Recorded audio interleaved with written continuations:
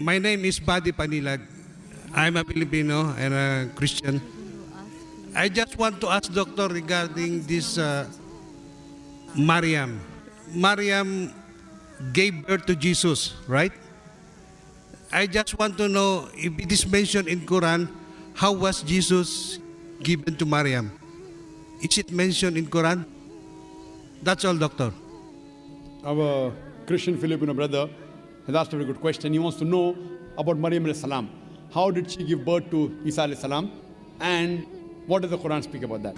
Yeah. Brother, if you read the Quran, there is a full chapter called as Surah Maryam.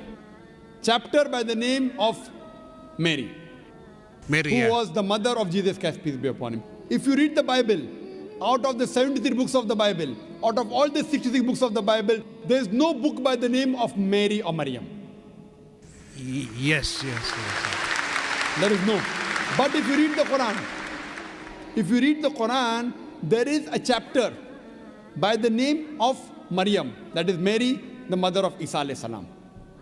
And the Quran says in Surah Al-Imran, chapter number 3, verse number 42, it says, وَإِسْقَالَتِ الْمَلَائِكَةُ يَا مَرْيَمُ, behold, the angel said of Mary, Inna Allah astafaki wa taharaki wa astafaki lil alamin, that we have chosen thee and purified thee and chosen thee above the women of all nations.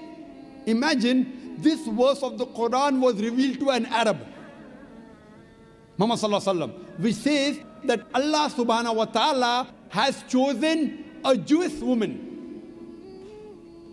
a woman above all the other women, and purified her. Actually it is bad marketing. The Jews were against the Arabs, and the audience of Muhammad sallallahu alaihi wasallam were Arabs. Now Muhammad sallallahu alaihi wasallam is saying that Almighty God has chosen a Jewish woman, Maryam alayhi salam, Mother Mary, as a woman above all the other women.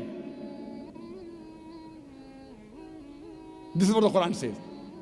Women above the all nations. But this is a revelation from Allah subhanahu wa ta'ala. Muhammad sallallahu alaihi wasallam has no option. It is not his words. It is the word of Allah subhanahu wa ta'ala. That whatever is revealed to him, he has to believe. Furthermore, if you read in Surah Imran chapter 3, verse number 43, 44, 45, you come to verse number 47. It says, the main question that you asked, what does it speak about the birth of Isa alayhi salam? It says that when Archangel Gabriel, in Surah Imran chapter 3, verse 47, comes to Maryam and says that you shall give birth to a son. So she says that how shall I have a son when no man has touched me? Similarly, if you read in the Bible, a similar incident says that how shall I have a son when I knoweth no man? Knoweth no man means she does not know any man. Knoweth no man here means not knowing, it means knowing sexually. We understand the language of the Bible.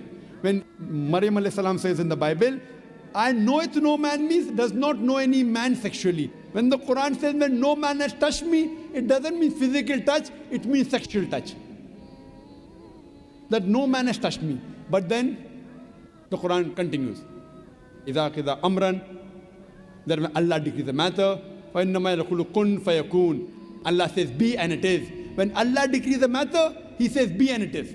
So Allah says, when Almighty God willed that she should give birth to a son, it takes place. Kun fayakun, be and it is. So the birth of Jesus Christ, peace be upon him, was a miraculous birth. It was a miraculous birth. There was no male intervention. That's why we believe that Isa alayhi salam was born miraculously without any male intervention.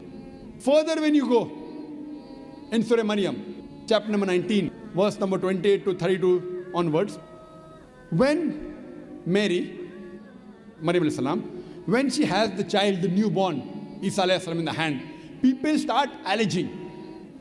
They start insinuating her. And they tell her that how come you have the son? You come from the family of Harun alayhi salam, from Aaron. How can you do such a low thing, trying to insinuate her that she did adultery?